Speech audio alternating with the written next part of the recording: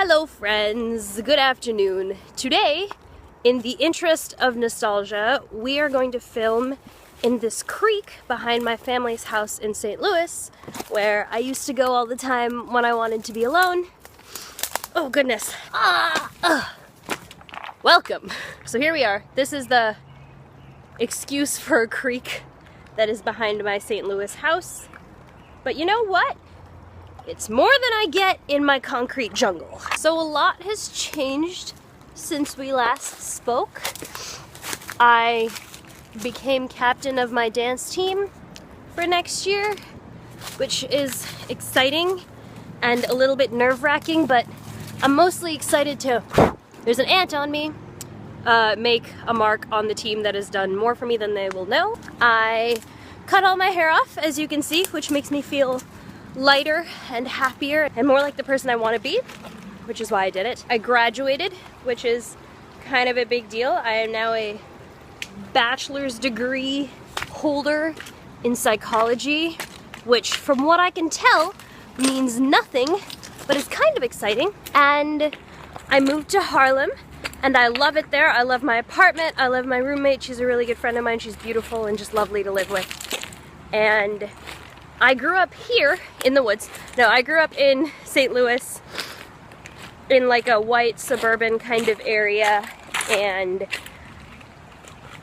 I don't like it when people tell me that I'm basically white, because I'm not, but I certainly grew up around middle-class white people, and it's wonderful to not be around people who are exactly like me. The culture is different and the neighborhood is different, and I love it there, and it's new and exposes me to stuff that isn't like, well, I can't say isn't like this and gesture to the woods around me, but you know, everything outside the woods is pretty boring and suburban and white, so it's really great and I love it there. I hated dorms. They never felt like home, and just this is so great, and I'm just so happy. So it's all good. I want to talk about all of these things. Holy wow, I cannot get through here. I'm not a beaver.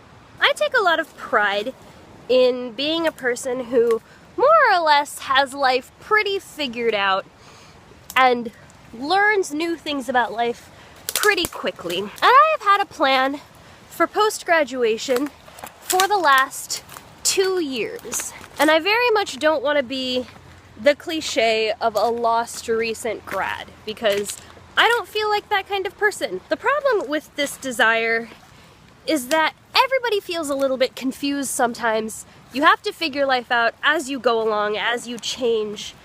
And so I can't just pretend that I have it all figured out. I have every intention of sticking to my post-grad plan, but I have an infinite number of options of what to do with my life within that plan. Here we are. Welcome to the spot where I used to sit. So I have some stuff to figure out right now, like what job I want to work and what I want to get out of that job, and what I'm going to do outside of this probably monotonous entry-level job that will bring me fulfillment and make sure that I'm still learning and growing as a person, and how I'm going to deal with being young and inexperienced and idealistic within a system that feels too big for me to change. I had such a huge existential crisis after high school because suddenly I had no obligations tying me to any of the life that I'd been living for the past 17 years. I remember texting my best friend and being like, what if I just dropped contact with everybody except my family? And honestly, I was so confused and lonely that sounded like a tempting idea. High school felt like a bunch of hoops I was jumping through so that I could maybe get to something better, and I got something better. I moved to New York City. But when high school ended, I was just surrounded by these things that felt unfulfilling, and now I had jumped through all the hoops, so I had no reason to keep those things around anymore. This made sense at the end of high school. I was ready to be independent, I was ready to leave Missouri, and I was ready to make new friends. What's confusing is that I kind of feel the same way now. I love my new apartment and my new hair, and I am excited for the next level of hoops that I have to jump through, aka an entry-level job,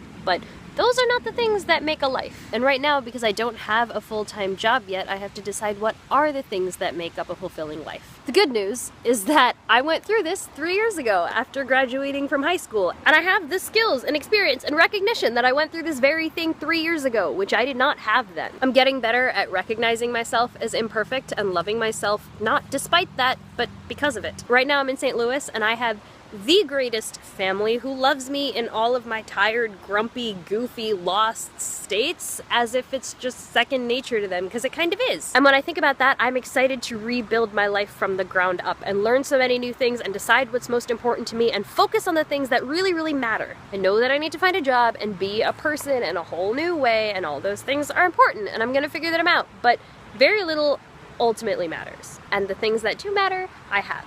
I guess that's all. Thank you for joining me on this nostalgic creek walk and sit. My sister just called me and told me that it's time to go. We're gonna go shopping, so I will talk to you later.